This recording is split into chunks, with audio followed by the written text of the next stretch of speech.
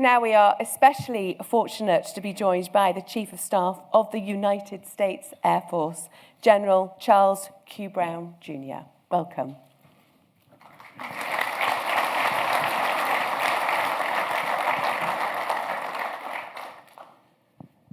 You know, as I look around the room and kind of highlighting on the closing from Mike's remarks, I see many differences. But I'm reminded our differences in approaches, in experiences, in capabilities, and in perspectives are a great source of strength, something our adversaries will never have. Collectively, our single most significant strategic asset is our opportunity to work together as allies and partners. You know, at the height of the campaign against ISIS, I witnessed a coalition of 78 countries bringing air power to bear to defeat a global terrorist threat. As the Chief of Staff of the United States Air Force, I've seen allies and partners come together to counter Russian aggression. Investments in collaboration and trust work. They worked against ISIS, and they're working against Russia. Now, to maintain our leading edge in the current rules-based international order, one thing is clear. The U.S. and our allies and partners must integrate like never before. Because emerging threats of the day will require a weight of effort from all of our nation's best. As former U.S. President Franklin D. Roosevelt once said, and I quote, "The structure of world peace cannot be the work of one man or one party or one nation. It must be a peace which rests on the cooperative effort of the whole world." Susanna, thanks for the kind introduction and congratulations on your recognition. Thanks to the Air and Space Power Association for hosting this event. It's an honor to share a stage with distinguished leaders, Mike and Jay, and to be here with so many international air and space leaders. And it's a privilege to serve alongside you and working towards common good. Our relationships and cooperation give us an advantage no adversary can match. And today, I want to share my vision on how we begin with the end in mind and how we become integrated by design. Integrated by design is the deliberate way we work together to understand the environment, define the threat, share information, and most importantly, employ air power. To become integrated by design and overcome emerging global challenges, we need to relook at our approach in three areas: people, policies, and processes. Now, echoing FDR's quote, integrated by design is the cooperative effort of our allies and partners in like-minded countries to build the best, most capable force in the world, built upon rock-solid relationships, designed to amplify our strengths and overcome emerging threats.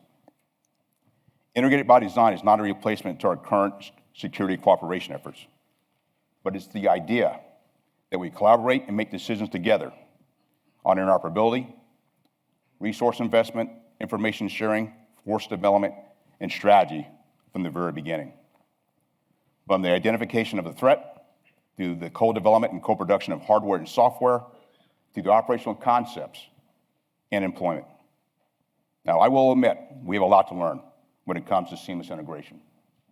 But for me, integrated by design means we start with allies and partners in mind versus building US first and then adapting to include allies and partners. In order to become integrated by design, we must focus on the three Ps: people, policies, and processes. Now, integrated by design starts with recognizing that our people are the cornerstone of our global force.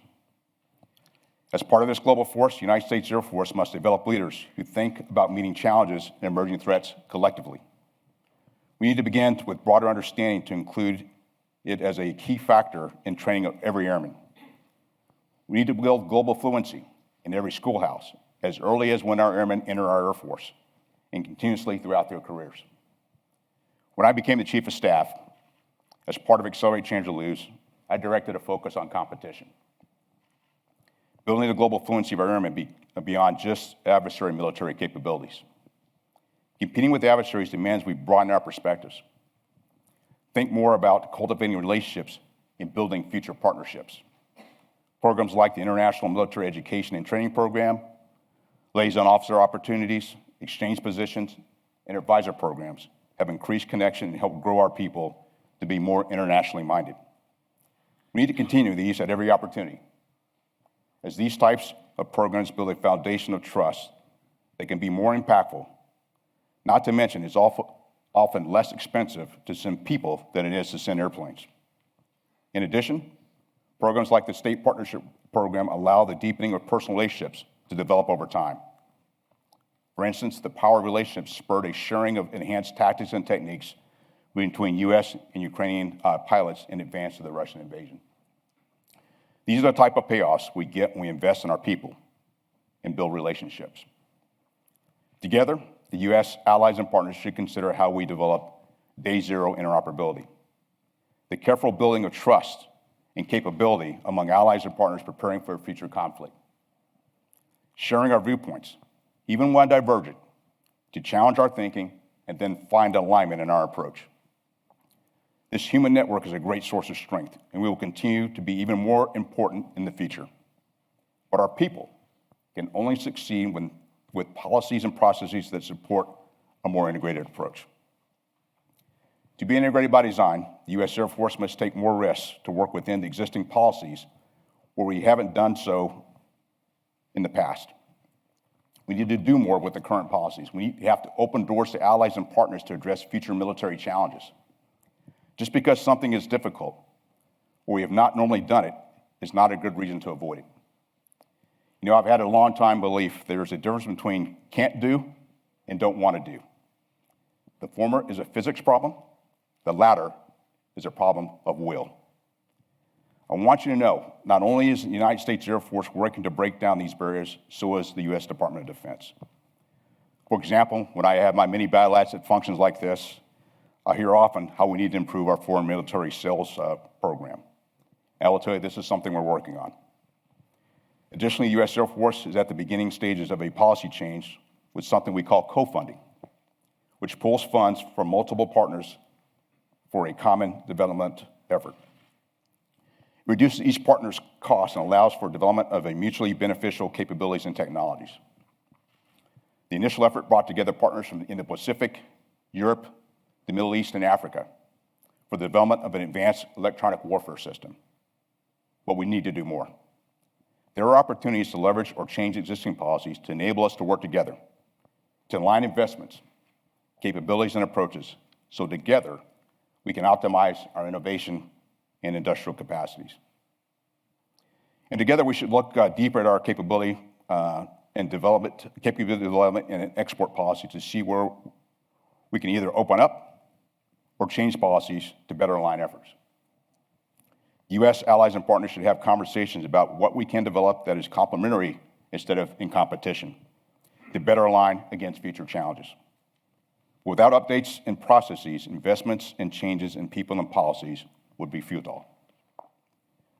To be integrated by design, the U.S. needs a more deliberate approach with our allies and partners from the beginning of our processes.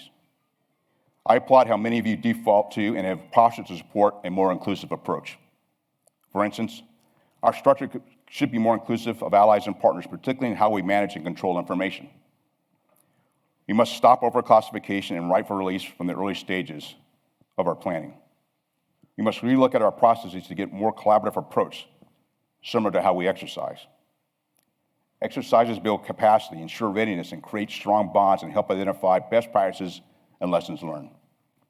Wargaming events like Arctic Engagement, exercises like Swift Response, with the participation of 17 allied and partner nations, or exercises like COPE North between Australia, Japan, and the U.S. allow us to develop and test concepts, technology, procedures, and tactics. In fact, testing and exercising concepts like agile combat employment with our allies and partners has provided feedback that is being incorporated into the U.S. Air Force's ACE concept. Efforts like these are invaluable in building day zero interoperability against threats we may face in the future. In addition, we're working opportunities to open doors on future capability programs being developed at our labs with our partners. I'm proud to highlight our air-launched unmanned aerial vehicle co-development project agreement with India, where investment in research and development efforts are aligned towards a mutual outcomes before we build a platform. But the only way we can get to this type of integrated outcome is to improve our processes through more purposeful conversations. The process of capability development requires us to connect and collaborate at regular intervals to understand future military challenges. The U.S. allies and partners already have a robust intel sharing, but we must address those threats in a more combined approach. We must also consider our collective mindset and culture. Built on trust, Mission Command is a decentralized approach to command and control, where commanders provide intent and then trust our subordinates to plan, coordinate, and execute. Mission Command takes work to develop trust and culture. It does not work with a rigid top-down authoritarian approach. Practiced together, it would give us our forces the flexibility to move boldly in difficult and complex operational environments because we train and empower them to do so. Our next global threat may achieve parity technologically, economically, and militarily. But the leading edge we have is each other. And in order to maintain that leading edge, we need to take an integrated approach on how we manage our people, policies, and processes. My commitment to you, particularly as we celebrate our 75th anniversary, to my fellow Air Chiefs and leaders, it is first for me to look in the mirror and continue to build on the relationships of our people, address the policies that hinder our collective progress, and improve processes to increase our shared understanding and collaboration. I would submit that we all need to do the same. Doing so may be uncomfortable. It may even make us feel vulnerable. But the global stability we all seek rests on the cooperative effort of the whole world. We are stronger together when we're integrated by design. Thank you.